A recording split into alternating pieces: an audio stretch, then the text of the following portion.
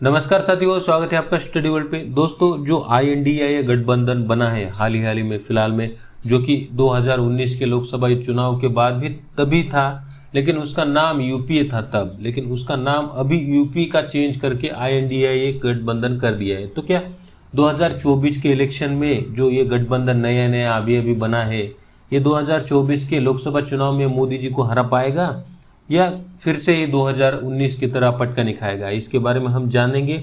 और 2024 में मोदी जी को कौन सी सीट पर नहीं, लेकिन 50% वोट शेयर से ज़्यादा कितनी सीटों पर मतदान मिला था, यानी वोट्स मिले थे उनको कैंडिडेट के बार, इसके बारे में हम विस्तार से जानेंगे। लेकिन उससे पहले अगर आप चैनल पर नए हो तो प्लीज़ चैनल को सब्सक्राइब कर दीजिए, और रेड कलर का बटन दिख रहा होगा आपको, उस पर प्रेस कर दीजिए, और जो बेल आइकॉन दिखा है उसको भी प्रेस कर दीजिए। तो देखिए 2019 के चुनाव में मोदी जी और अमित शाह की जोड़ी ने फिर से एक बार कमाल कर दिया था। लेकिन 2024 का चुनाव इतना आसान नहीं है इन दोनों के लिए, क्योंकि 2024 के चुनाव के ठीक पहले ही जो एक पुराना गठबंधन बन चुका है विपक्षी पार्टियां।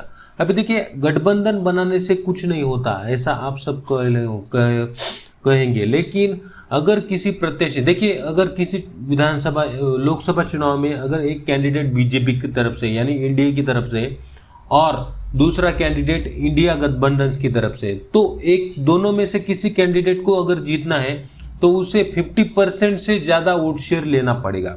और किसी भी दोनों गठबंधन में से 50% से ज़्यादा वोट शेयर लेने का आसान नहीं होता। तो ऐसे में पार्टियां क्या करती है कि किसी भी अपक्ष उम्मीदवार को वहां पर खड़ा कर देती है। तो क्या होता है कि उसके जो जिसने खड़ा किया है उसके विरोधी पार्टी का वोट शेयर टूटता है, और कम वोट शेयर में भी वो पार्टी जीत कर आती है। तो ऐसे की इसी तरह 2024 में तो ऐसा कोई चांस नहीं है। ऐसा क्यों? क्योंकि जो भी विपक्षी पार्टियां है फिलहाल इंडिया में, वो एक गठबंधन बनाकर क्या कर रही है, एनडीए के सामने एक ही प्रत्याशी खड़ा करने वाली है। तो इसके चलते क्या होता है कि अगर कैंडिडेट को जीतना है तो 50% से ज़्यादा वोट शेयर लेना पड़ेगा। और बीजेपी के पास अगर 50% वोट शेयर की बात करें हम, तो उसके पास लगभग 224 से ज़्यादा सीटें ऐसी हैं जहां पर बीजेपी को 50% वोट शेयर से ज़्यादा मिला है। उसमें कौन कौन सी शामिल है? गुजरात की 26 शामिल है, दिल्ली की 707 शामिल है। अभी देखिए, अरविंद केजरीवाल कह रहे हैं कि दिल्ली में हम जीतेंगे 2024 में। अगर आपको जीतना है तो वोट शेयर कितना चाहिए? 50 से ज़्यादा। लेकिन फिलहाल ऑलरेडी वहाँ पे बीजेपी के पास 50% से ज़्यादा वोट शेयर है। तो जो अपोजिशन है उन्होंने गठबंधन तो किया, लेकिन उनका कोई चांसेस नहीं दिल्ली में जीतने का। और गुजरात का हाल ही छोड़ दो। अगर हम स्टेट वाइज वोट शेयर की बात करें 2019 में बीजेपी को, तो देखिए गुजरात में सबसे ज़्यादा 62% वोट शेयर मोदी जी को मिला था। उसके बाद राजस्थान आता है विथ 58, मध्य प्रदेश, दिल्ली, हिमाचल प्रदेश, उत्तराखंड, छत्तीसगढ़, हरियाणा, ऐसे लगभग यूनियन टेरिटरी और स्टेट्स मिलाकर 16 राज्य थे जिसमें लगभग 50% से ज़्यादा वोट शेयर बीजेपी को मिला था। और सबसे बड़ा राज्य उत्तर प्रदेश, जो कि बीजेपी के पूरे हैंड में है, वहाँ पे योगी आदित्यनाथ है, वो तो उत्तर प्रदेश को जाने वाले नहीं। और अलग अलग जो विशेषज्ञ हैं, पहले पॉलिटिकल एक्सपर्ट्स है, उन्होंने भी कहा है अगर दिल्ली में जाना है यानी सेंट्रल गवर्नमेंट में सरकार बनानी है तो आपको उत्तर प्रदेश में जीतना होता है। उत्तर प्रदेश में ज़्यादा वोट शेयर के साथ आपको सीटें होनी, ज़्यादा वोट शेयर के साथ आपको सीटें जीतनी होगी।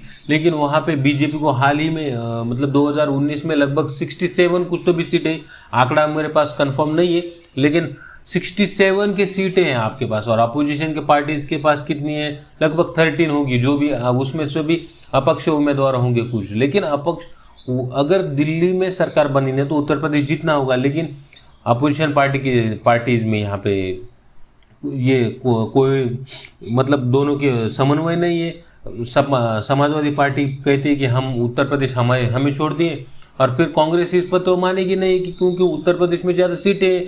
अगर कांग्रेस उत्तर प्रदेश को छोड़ देगी तो कांग्रेस की सीटें आएगी पूरा नहीं, कितनी पहले जितनी ही तो आएगी, पहले 44 है। और फिर अगर उन्होंने अगर देखिए डायरेक्ट अगर बीजेपी अगर अपोजिशन का अलायंस कहता है कि जहाँ जहाँ पे बीजेपी और कांग्रेस आमने सामने, वहाँ पे हम नहीं लड़ेंगे। अगर आमने सामने की बात करें तो एक राज्य तो गुजरात है, उसके बाद राजस्थान है, उसके बाद मध्य प्रदेश है और फिर हिमाचल प्रदेश है। इतने ये जो राज्य छोड़ेंगे तो और उसमें मिलाएंगे तो छत्तीसगढ़ राज्य होगा। अगर ये राज्य छोड़े इन राज्यों को कैलकुलेट करें तो इस लगभग इन राज्यों में सीटें आएगी कितनी, 100-150 सीटें आएंगी लोकसभा की। तो लोकसभा की इतनी सीटों में से तो कांग्रेस जीतेगी, लग समझो 50% जीती, तो 60-70 सीटों में कांग्रेस थोड़ी ना कह सकेगी कि हम जीत गए हैं। तो इसी तरह से कांग्रेस का कहना है कि हम में जिस सीट पर हम मजबूत है, चाहे वो उत्तर प्रदेश में हो या चाहे वो वेस्ट बंगाल में हो, वहां पे हम लड़ेंगे।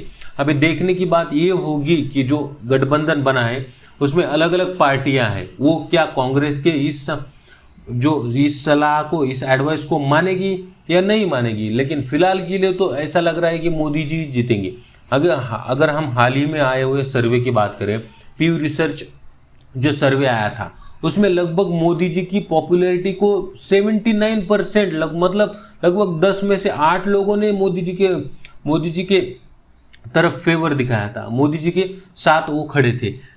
उसमें से 55% ज़्यादा फेवरेबल थे, मतलब वेरी फेवरेबल, वो मोदी जी के समर्थक थे। तो 55% ऑलरेडी मेजोरिटी के पास गया और उसके बाद 24 क्या थे, समवॉट फेवरेबल। और समवॉट फेवरेबल मतलब वो भी फेवरेबल की ही कैटेगरी में आता है। और फिर उसके बाद मोदी जी में कौन कौन से आते हैं, जो अनफेवरेबल है। अनफेवरेबल मतलब जो मोदी जी को पसंद नहीं करते, उसमें सिर्फ 20% है। अभी देखिए 79% मतलब 10 में से अगर 8 लोग आपके साथ हैं तो ऑलरेडी मेजोरिटी का मार्क तो आप क्रॉस कर रहे हैं। उसके बाद अगर गांधी की बात करें, गांधी मतलब राहुल गांधी या गांधी परिवार हो, उसमें 34% कौन है, फेवरेबल है। और फिर 36% समवॉट फेवरेबल है। अगर इसकी टोटल बात करें तो 34% वेरी अनफेवरेबल है, मतलब उनका कोई लेना देना नहीं है। 36% फेवरेबल है समवॉट और 26% वेरी फेवरेबल है। मतलब देखिए 55% और 26% में से जमीन आसमान का फर्क है। इसके चलते 62% राहुल गांधी के फेवरेबल में जाता है और फिर 79% मोदी जी के खाते में जाता है। तो इसको लेकर ऐसी अटकलें लगाई जा रही है कि 2024 में तो गठबंधन है वो सिर्फ ऐसा चाह रहा है कि ऐसी जो अपोजिशन पार्टीज की सीट है वो हमें मिले, अपोजिशन लीडर की पोजीशन है वो हमें मिले, ऐसा कांग्रेस चाह रही है। ऐसे अलग अलग लोग भी कह रहे हैं और सर्वे में बताया जा रहा है। अगर हम जो परफॉर्मेंस ऑफ बीजेपी, देखिए परफॉर्मेंस की बात करें तो अगर जनवरी की बात करें, जनवरी 2023 की, तो 72% लोग मोदी जी की तरफ है। उनका कहना है कि मोदी जी ने अच्छा काम किया है और 16% कह रहे हैं कि हम मोदी जी से खुश नहीं है।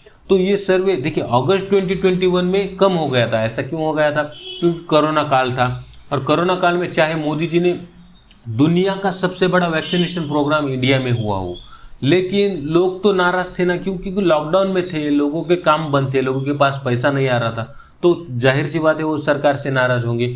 लेकिन जब से लॉकडाउन खुला तब से G20 की अध्यक्षता अभी कर रहा है, मोदी जी का वर्चस्व पूरे दुनिया में बढ़ रहा है, तो लोगों की मोदी जी के तरफ जो झुकाव है वो ज़्यादा हो रहा है। ऐसा भी अलग अलग सर्वे में आ रहा है। और जो INDIA गठबंधन हाल ही में बना है उनका तो क्या होगा वो तो 2024 के इलेक्शन में पता चलेगा। लेकिन फिलहाल के लिए तो ऐसा कहा जा रहा है कि 2024 में बीजेपी के साइड में ही झुका हुआ है पाला। अभी इसके बाद अगर अपोजिशन की बात करें तो उन्होंने तो 2029 का सोचना शुरू करना चाहिए, ऐसा अलग अलग पार्टीज का अलग अलग जो विशेषज्ञ उनका कहना है। और मोदी जी ने तो अभी हाल ही में 15 अगस्त को तो कहा भी है कि अगले साल 15 अगस्त को हम फिर से यहाँ पर मिलेंगे। मतलब उन्होंने जाहिर सी बात कह दी है कि 2024 में बीजेपी और NDA आने वाले हैं और मोदी जी पंतप्रधान बनने वाले हैं फिर से। तो आपका क्या कहना है कमेंट में बताइए। अगर आपको वीडियो पसंद आया तो लाइक कर दीजिए, सब शेयर कर दीजिए आपके साथियों के साथ। अगर आप नए हो चैनल पे सब्सक्राइब कर दीजिए और कमेंट करना मत भूलिए। Thanks for watching the video, bye bye.